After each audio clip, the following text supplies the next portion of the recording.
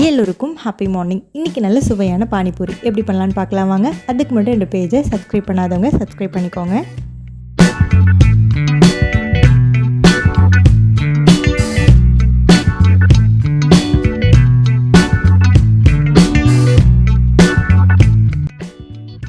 First puri ready பண்ணணும். அதுக்கு நான் 1 டம்ளர் அளவுக்கு ரவை எடுத்துக்கிறேன்.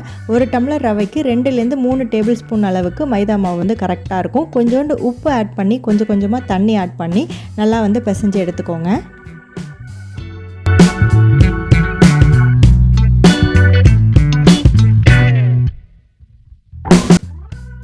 ரொம்ப சாஃப்டாக சப்பாத்தி மாவு அளவுக்கு வராது. ஓரளவுக்கு சாஃப்டாக வரும். இந்த அளவுக்கு சாஃப்டாக வந்தால் போதும். இதை ஒரு 30 மினிட்ஸ் மூடி போட்டு மூடி வச்சுருங்க.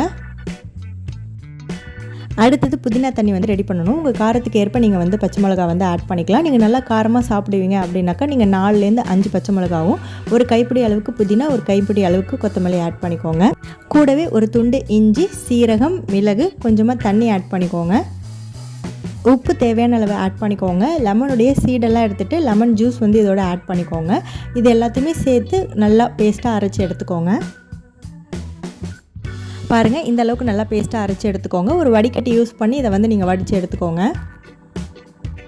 உங்களுடைய காரத்துக்கு ஏற்ப நீங்கள் இதில் வாட்டர் ஆட் பண்ணிக்கலாம். வாட்டரும் சால்ட்டும் நீங்கள் எவ்வளோ வேணுமோ அவ்வளோ ஆட் பண்ணிக்கலாம். இப்போது மாவை இதை மாதிரி நல்லா திரட்டி எடுத்துக்கோங்க. உங்களுக்கு எவ்வளோ மெலிசாக திரட்ட வருதோ அவ்வளோ மெலிசாக திரட்டி எடுத்துக்கோங்க. அப்போ தான் பூரி உப்பெல்லாம் வரும். இதை மாதிரி ஒரு கட்டரெல்லாம் ஒரு மூடி வச்சு எல்லா இடத்துலையும் கட் பண்ணி எடுத்துக்கோங்க.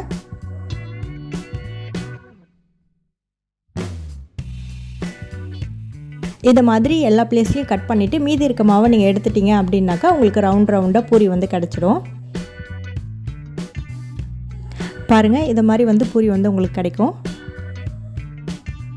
அடுப்பு மீடியம் டு ஹை ஃப்ளேமில் வச்சுக்கோங்க. பூரி உங்களுக்கு போட்டோன்னே இதை மாதிரி பொரிஞ்சு வரணும். பாருங்கள் எப்படி அழகாக பொரிஞ்சு வருதுன்னு.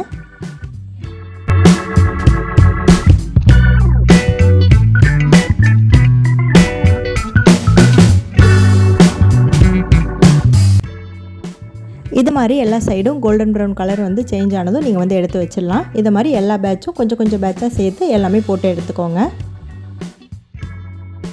அவ்வளோதான், பூரி புதினா தண்ணி எல்லாமே ரெடி ஆகிடுச்சு.